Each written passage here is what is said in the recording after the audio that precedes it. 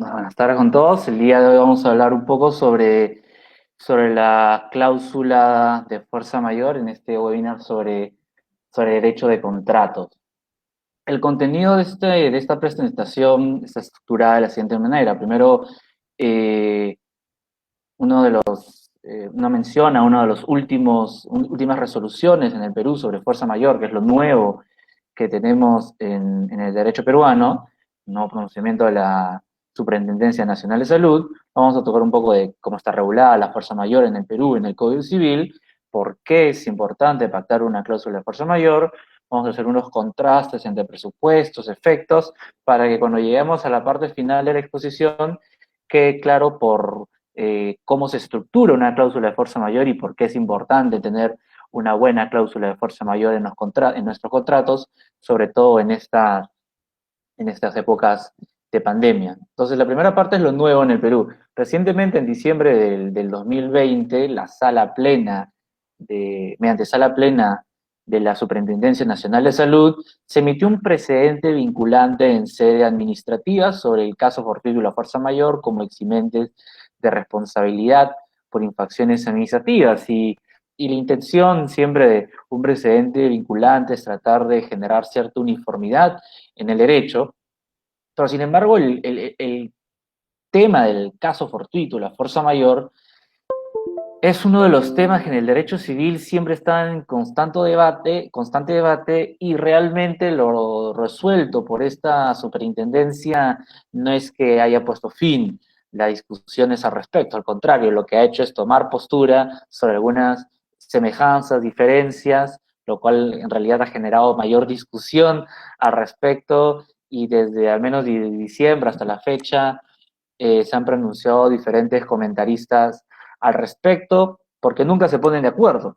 Entonces, principalmente, esta falta de acuerdo es lo que justifica por qué, ante el desorden de cómo se ha regulado el caso fortuito de fuerza mayor en el derecho peruano, en específico en el Código Civil, que es necesario pactar, en todo caso, una correcta cláusula de fuerza mayor. Acá solamente quiero hacer unos datos comparativos de otros códigos para ver cómo el legislador ya empieza mal cuando regula el caso fortuito y la fuerza mayor, y es por lo siguiente. Normalmente uno puede tener técnicas legislativas de cómo regular un problema en el Perú, y solamente para mencionar, en Francia se hablaba de causa extraña, se hablaba de caso fortuito y se hablaba de fuerza mayor. Mientras que en otras jurisdicciones, como en Italia, se usan otros términos como imposibilidad sobrevenida o causa no imputable. En el Perú, el legislador no optó ni por un lado ni por el otro, sino que hizo una mezcla de conceptos que precisamente lo único que hace es generar complicaciones a los intérpretes. Habla de caso fortuito o fuerza mayor, que es una causa no imputable que a su vez es un evento. Ni siguió la técnica legislativa de los franceses, ni siguió la técnica legislativa de los franceses, que hablaban de causa fortuito fuerza mayor, ni de los italianos, que hablaban en todo caso de imposibilidad sobrevenida o causa no imputable. Mezcló todos los conceptos. Y para referirse a una sola cosa, a un solo término, emplea básicamente cuatro conceptos: caso fortuito o fuerza mayor, que es una causa no imputable que consiste en un evento. Vemos que empezamos mal, vemos por qué normalmente existe tanta discusión en relación a estos conceptos, cuando en realidad no hay nada más práctico que el derecho de contratos, y esto debería ser algo que quede bien en claro. A la hora de caso fortuito y fuerza mayor, se ha seguido una tradición de diferenciar a estos dos conceptos. Siempre se escucha caso fortuito y o fuerza mayor, y así está regulado en diferentes codificaciones, como tenemos en Chile, como tenemos en Argentina, como tenemos en instrumentos de información, y en general esto es lo que ha ocurrido en, en los diferentes sistemas. Sin embargo, la técnica actual, como seguramente algunos de ustedes pueden haber escuchado en la práctica, es que solamente se habla de un solo término, fuerza mayor, y de hecho que en legislaciones más modernas, como la última reforma francesa, ya se empieza a hablar solo de fuerza mayor. Entonces, esto ya es cierto avance a tener en cuenta, porque siempre se habla de caso fortuito y fuerza mayor, y cuál es la diferencia entre caso fortuito y fuerza mayor. De hecho, estas diferencias han sido plasmadas en este precedente vinculante en sede administrativa que les he mencionado, pero sin embargo vamos a ver que muchas de estas diferencias realmente no tienen una verdadera utilidad práctica. Si aterrizamos de una vez en cómo está regulado este tema en el Perú, está regulado en los artículos 1315, 1316, 1317, dedicado a la ejecución de obligaciones en el Código Civil, y en el 1431, 1433 en contrato con prestaciones recíprocas. Y nuestro código habla de caso fortuito y fuerza mayor, habla de dos conceptos. En realidad habla de más conceptos porque dice que el caso fortuito y la fuerza mayor es la causa no imputable que consiste en un evento. Cuatro términos que en realidad son utilizados como sinónimos. Por eso es que en la práctica realmente se habla de un solo concepto.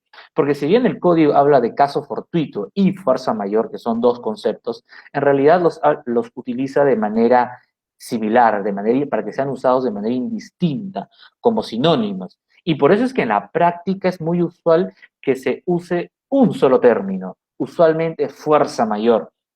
Entonces, cuando en realidad se escucha en la práctica que se habla de fuerza mayor, entiéndase que se usa de manera indistinta para que se refiera tanto al caso fortuito o la fuerza mayor.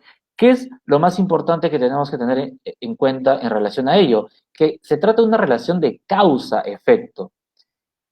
La fuerza mayor es una causa que produce un efecto específico, que es la imposibilidad sobrevenida en la obligación. Entonces, cuando escuchemos que alguien alega caso fortuito o fuerza mayor, o simplemente fuerza mayor, como término omnicomprensivo, se está refiriendo a que le es imposible cumplir con el contrato.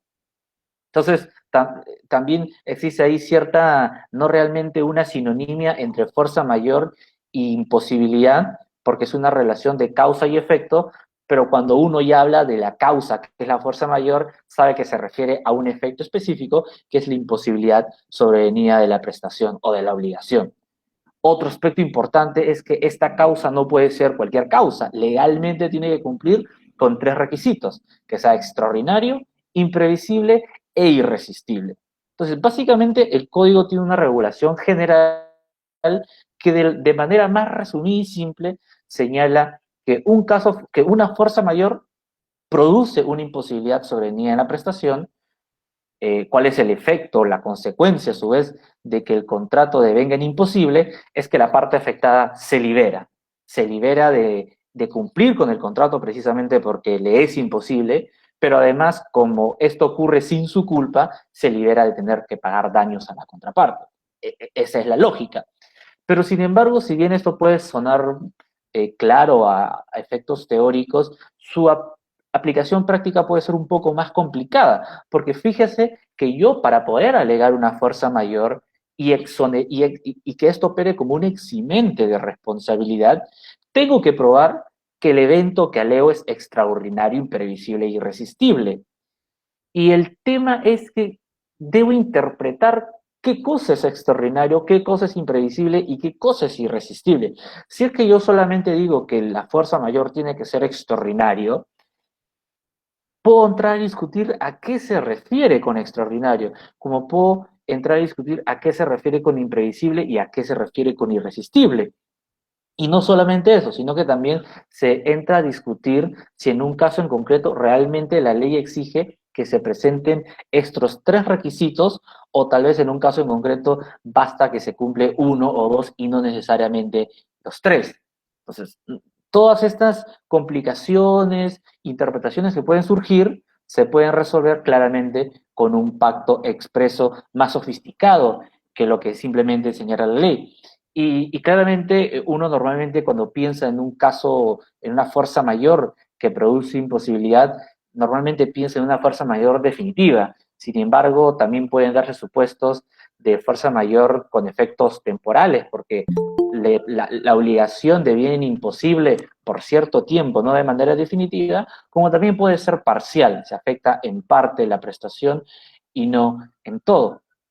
Entonces, hablando un poco de todas estas discusiones que pueden surgir en torno a la regulación peruana de la fuerza mayor, es que empezamos a ver cuáles serían los beneficios de pactar una cláusula de fuerza mayor. Para empezar, es uniformicemos el término, dejemos de hablar de caso fortuito o fuerza mayor, hablemos de un solo término como precisamente ocurre en la práctica. Y por eso hay algunos instrumentos de uniformización que normalmente son instrumentos por encima de las naciones que uno puede optar para que se aplique en su contrato y no se aplique el derecho peruano, por ejemplo. Y en estos casos, todos estos instrumentos de uniformización ya demuestran cómo el derecho del caso fortuito de la fuerza mayor se puede uniformizar. Nuevamente, para empezar, se uniformiza el término, se habla de un solo término, fuerza mayor o force majeure, que es como se dice en francés, pero se usa un solo término. Ya no se empieza a hablar que el caso es caso fortuito o fuerza mayor, que es una causa no imputable, que puede ser un evento, 4 conceptos son innecesarios, se utiliza un solo concepto, fuerza mayor. Se definen también claramente los presupuestos y con mayor desarrollo, porque si yo digo que el evento de fuerza mayor tiene que ser extraordinario e imprevisible e irresistible, si uso un solo término, un solo concepto general para definir al presupuesto, claramente cada uno puede entender este presupuesto de manera distinta. Entonces la lógica es que se otorgue un mayor desarrollo al presupuesto. ¿Qué quiere decir realmente extraordinario? ¿Qué quiere decir imprevisible? ¿Qué quiere decir irresistible? De manera que las partes no tengan que entrar a una discusión de cuándo se ha verificado efectivamente una fuerza mayor o no. Y sin perjuicio de ello, también existe una regulación. El pacto se puede aprovechar para incluir más cosas en el contrato que normalmente nos indican en la legislación civil, en este caso, en la legislación peruana. Y veamos dos casos bien concretos. Nuevamente, en el Perú, el 1315 del Código Civil señala que el evento tiene que ser extraordinario e imprevisible e irresistible, pero si es que se define el presupuesto en base a un solo término, se puede discutir qué significa cada uno de ellos. Por el contrario, cuando se pacta una cláusula de fuerza mayor, se suele incluir un desarrollo mucho más amplio. Lo que se dice que es extraordinario, entiéndase que el evento de fuerza mayor está más allá del control razonable de la parte afectada. Lo que se entiende como imprevisible se suele formular como que no se podía esperar razonablemente que la parte afectada hubiera tenido en cuenta el impedimento al momento de celebrar el contrato. Lo que se dice que debe ser irresistible se formula en el sentido que no se podía razonablemente haber evitado o superado el impedimento o sus consecuencias. Y finalmente, algo que también es evidente, pero que a veces se considera como implícito, es que no se haya asumido el riesgo de ocurrencia del evento de fuerza mayor, porque así como se puede pactar expresamente una cláusula de fuerza mayor, se pueden excluir eventos que no se consideren para poder ser invocados como supuesto de fuerza mayor. O, por ejemplo, en marzo de 2020, probablemente el COVID fue una novedad para todos, pero tal vez si alguien celebra un contrato ahora, pactará expresamente es un contrato que no será un evento de fuerza mayor, un rebrote, una tercera ola, una nueva cepa, porque eventualmente ya todos estamos viviendo en una época de pandemia, con lo cual se puede generar una asignación de riesgo particular en este caso. Entonces veamos que mientras que la ley simplemente te habla de extraordinario, imprevisible y irresistible, lo cual puede generar discusión en un caso en concreto para definir si realmente ha ocurrido o no un evento de fuerza mayor, cuando se pacta una cláusula de fuerza mayor, se puede aprovechar para desarrollar estos presupuestos de manera más detallada. Y lo mismo en relación a los efectos. La visión tradicional de la fuerza mayor y cómo está regulada en los códigos civiles, y el peruano no es una excepción, es que se trata de una imposibilidad objetiva, absoluta y definitiva. Objetiva porque el evento eventualmente afecta a todas las personas, no necesariamente el deudor. Absoluta porque el deudor, cualquier persona y el deudor en su particular posición no pueden hacer nada para superar el evento que genera la imposibilidad de la prestación. Y es definitiva porque bueno, ya no tiene cura, como lo opuesto atemporal, o sea, es algo que ya es permanente. Entonces, si eventualmente deviene un evento de fuerza mayor con estas características, entonces uno dice la consecuencia lógica es que el efecto sea una resolución automática y de pleno derecho. Efectivamente, así está regulado en el artículo 1316 del Código Civil, sin perjuicio de otros escenarios como puede ser la imposibilidad temporal, como puede ser la imposibilidad parcial también. Pero la lógica es que el evento de fuerza mayor está pensado en estos términos absolutos.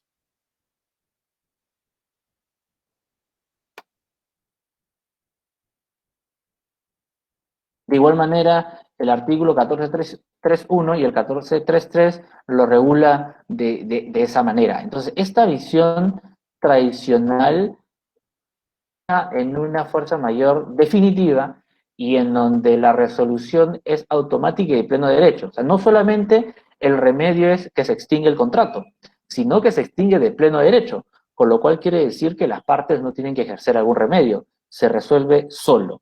Esa es la lógica tradicional. Sin embargo, la lógica actual y que está plasmada en las cláusulas de fuerza mayor es que la cláusula de fuerza mayor está destinada a servir como un instrumento de gestión del impedimento, en el sentido de que si ocurre un evento de fuerza mayor que va a afectar el contrato, las partes tendrán que realizar determinadas conductas para determinar cómo proceder de cara frente a este evento. Y por ello el primer efecto es la suspensión. No se produce una resolución, ni automática y de pleno derecho. Esto se guarda como un remedio de última ratio, de última instancia, y si lo ejerce alguna de las partes. Pero la lógica es que se gestione el impedimento, que las partes decidan cómo avanzar con el impedimento. Por ello, el primer efecto es la suspensión. Y como se trata de una suspensión, la causa, la fuerza mayor es mejor vista como una excusa, como un eximente de responsabilidad, no como algo que me extingue el contrato de manera automática, sino como algo que me excusa del cumplimiento del contrato y del pago de daños, porque el evento ocurre sin mi culpa, y que esta excusa dura mientras dure precisamente el impedimento. Entonces ya no estamos bajo la visión tradicional de que ocurre una fuerza mayor que me extingue el contrato de manera automática sin que las partes puedan hacer nada, sino ante la gestión del impedimento. Y esto claramente cambia la lógica de la fuerza mayor y por eso es que las cláusulas de fuerza mayor contienen una estructura distinta a lo que normalmente se suele encontrar en las codificaciones civiles. Y esto lo vemos de manera clara en la estructura contractual de la cláusula de fuerza mayor. Si quisiéramos resumir cómo se estructura esta cláusula, básicamente en cuatro partes. Definición del evento, en donde normalmente se indica qué cosa es un evento de fuerza mayor, y cuando se define qué cosa es un evento de fuerza mayor, se incluyen sus presupuestos, precisamente. Mencionábamos que sea extraordinario, imprevisible, irresistible, pero con una formulación más amplia y que el riesgo no haya sido asumido. Pero adicionalmente en la cláusula se suelen agregar un listado de eventos, guerras, desastres naturales.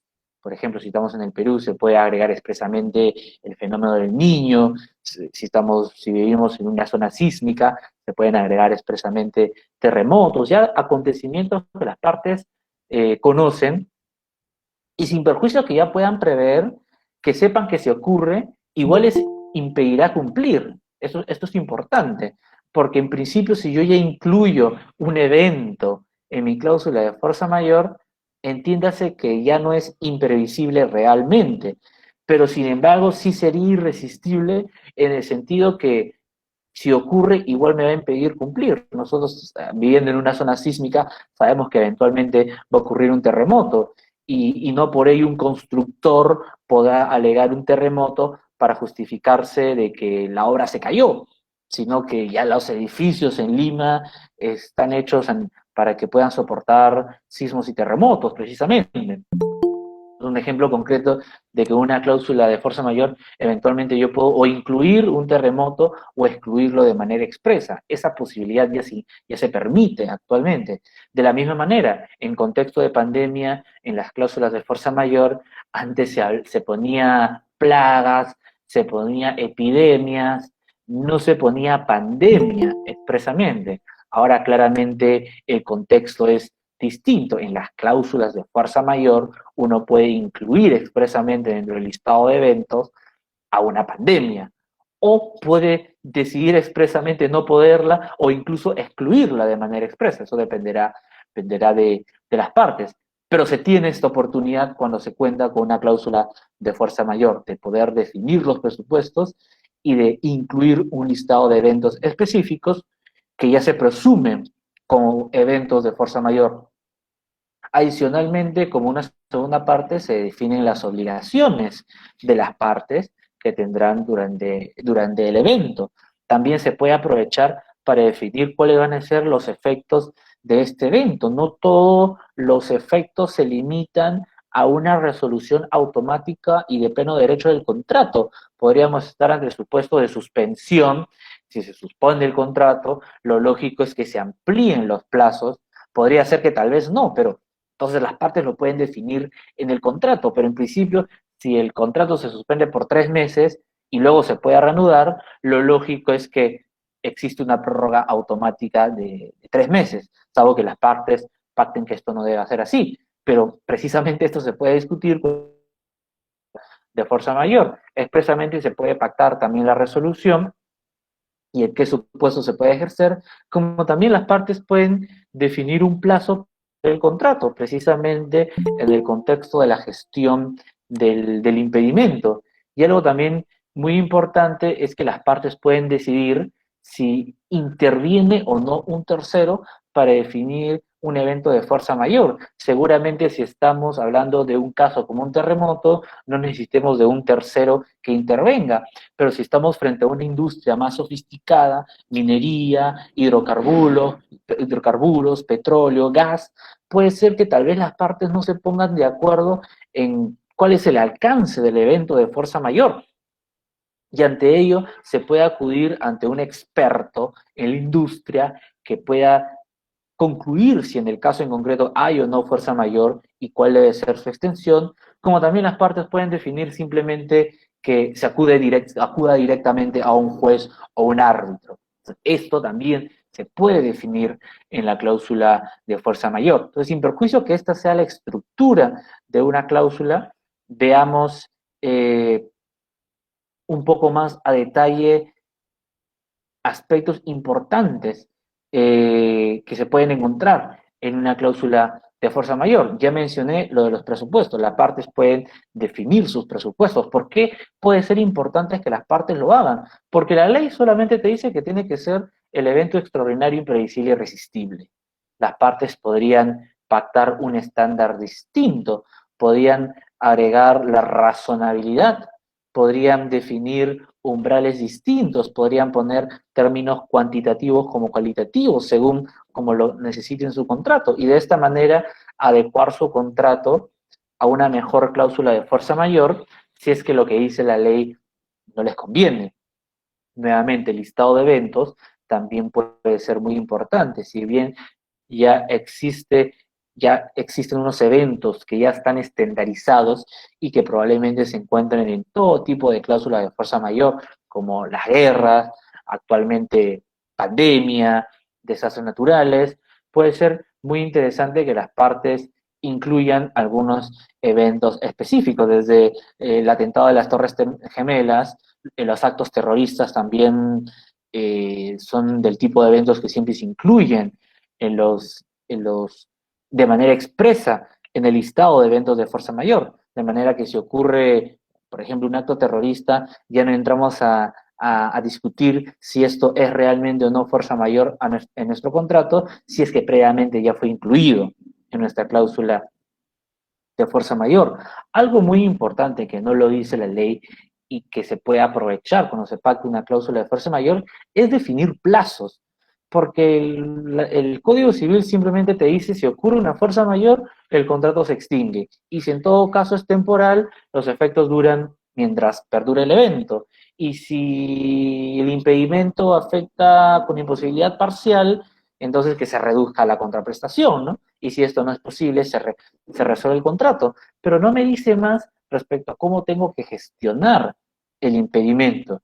Y puede ser muy importante para las partes poner hitos y poner plazos respecto a cómo tienen que proceder para definir si el evento de fuerza mayor es uno que no se puede curar o si eventualmente se puede curar y si se puede curar bajo qué plazos, porque las partes no van a esperar hasta el infinito para ver si es que siguen adelante con el contrato, si se puede reanudar o simplemente lo dejan sin efecto. Un aspecto muy importante es el deber de notificación. Esto tampoco no lo dice el Código Civil y el Código Civil está en una lógica de que si ocurre un evento, los efectos son de pleno derecho, automáticos. Sin embargo, en las cláusulas de fuerza mayor se incluye un deber de notificación. La parte que quiere excusarse del cumplimiento del contrato con el evento de fuerza mayor tiene que notificar a la contraparte, tiene que avisarle. Y esto no solamente se pacta como una obligación, sino como una carga, en el sentido que los efectos del evento de fuerza mayor solo se computan desde que avisaste. Entonces, si tú te demoras en avisar, no solamente puedes perjudicar a tu contraparte, sino en realidad te perjudicas a ti mismo, porque si no avisas, entonces los efectos en tu favor no empiezan a surgir. Y un ejemplo en pandemia puede ser muy ilustrativo. Si es que la pandemia y el estado de emergencia iniciaron en marzo de 2020 y yo solamente me pongo las pilas para invocar a una fuerza mayor en septiembre, yo tranquilamente podría decir, como el Código Civil me indica que los efectos son automáticos, entonces los efectos de la fuerza mayor empezaron a ocurrir desde marzo del 2020, sin perjuicio que yo recién estoy reclamando en septiembre. Entonces, durante todo ese mes, en realidad yo estaba exonerado. Y como estaba exonerado, si te pagué algo, en realidad me tienes que devolver. Llegamos en realidad, a un absurdo en donde se puede premiar comportamientos oportunistas, claramente. Como la lógica sería, si tú sufres fuerza mayor en marzo, avisa en marzo. Si es que avisas en septiembre, no puedes reclamar efectos retroactivos. En realidad, el código sí te lo permite, pero una cláusula de fuerza mayor no te lo permitiría porque siempre tiene un deber de notificar que en principio funciona para avisar a la otra parte, pero también como punto de cómputo para desde cuándo inician los efectos de la fuerza mayor. Entonces, como tal, como se trata de una gestión del impedimento, el primer remedio es la suspensión, como mencionaba. Desde que se notifica a la contraparte, se suspenden los efectos del contrato. Y la lógica, salvo que se pacte algo en contra, es que se amplíe el plazo del contrato por el mismo plazo que se encuentra suspendido por la ocurrencia de un evento de fuerza mayor. Y no solamente un tema de ampliación de plazos, o tal vez de deber de notificación, sino también un deber muy importante que es un deber de mitigación de daños. Y no solo un deber de mitigación de daños, sino un deber de superación del impedimento. Nuevamente, estas cosas no están expresamente en el Código Civil y es muy importante que estén en una cláusula de fuerza mayor. La parte que se quiere beneficiar de la fuerza mayor y que alega la fuerza mayor como eximente de responsabilidad no puede quedarse con los brazos cruzados y simplemente dejar que la fuerza mayor lo afecte. Por un lado, tiene que hacer lo posible para mitigar a la contraparte, porque ojo que está dejando de cumplir de manera válida, pero está dejando de cumplir y esto le va a generar inconveniente a la otra parte. Entonces, dentro de este contexto, si bien se te exime de responsabilidad, por otro lado, tienes que intentar mitigar los daños a la contraparte, y esto se pacta expresamente en la cláusula. Pero además, no solamente tengo que mitigar, sino que debo tener una actitud activa para intentar superar el impedimento. O sea, no esperar que por suerte el impedimento pase o deje de ocurrir, sino que tengo que hacer algo para lograr superar este evento, sobre todo si estamos pensando en que se gestiona el evento, para lograr reanudar el contrato precisamente. O sea, por eso es que la mitigación y la superación van de la mano. Pero es importante distinguirlas, porque si solamente hablo de mitigación, eventualmente hago lo posible para que la otra parte no sufra daños, pero no solamente para evitar daños, sino para lograr también la reanudar del contrato y todo pueda volver a la normalidad. Y algo también muy importante es que se pueda pactar eventualmente la renegociación. Tal vez las partes podrían decir que durante tanto plazo las partes tienen que renegociar qué es lo que va a pasar con el contrato ante la ocurrencia de un evento de fuerza mayor, como cualquier otro aspecto que las partes necesiten negociar, pero tal vez ya no esperando una renegociación voluntaria y de buena fe, sino que las partes pueden poner hitos y pueden definir si ocurre tal cosa, si ya pasaron 3 meses y seguimos con el impedimento, bueno, sentémonos a negociar por 10, 15, 30 días. Y una vez que expire este plazo, veremos qué ocurre a continuación. Y es por eso que dentro de este contexto que se empieza ya a renegociar, a definir plazos, se puede acordar si se va a acudir a un tercero o no. Este tercero puede ser eventualmente un tercero extrajudicial como un experto, o puede ser ya un tercero imparcial jurisdiccional como un juez o árbitro que ponga fin a la controversia de las partes. Y ya después de haber agotado toda esta gestión del impedimento, es que al final se indica, si es que ocurre, si es que ya transcurrieron 60, 90 días desde la ocurrencia del evento de fuerza mayor y no se ha logrado superar el evento, al impedimento, entonces cualquiera de las partes puede resolver el contrato. O sea, ya la resolución, por un lado, es facultativo, tiene que ser ejercida por una de las partes, y por otro lado, es de última ratio, ya no es la lógica del Código Civil de que ocurre un impedimento y se extiende el contrato de manera automática y de pleno derecho, sino es que ya se pacta como un remedio que se ejerce, que en principio no podría ser ejercido apenas ocurre un evento de fuerza mayor, sino según lo pactado en el contrato, pero a veces recién al final de todo el plazo que regula la cláusula de fuerza mayor para que las partes puedan gestionar el impedimento. Entonces, si quisiéramos sacar una conclusión general de la fuerza mayor en el Perú, es que la fuerza mayor en el Perú, como está regulada en diferentes codificaciones, es muy confusa.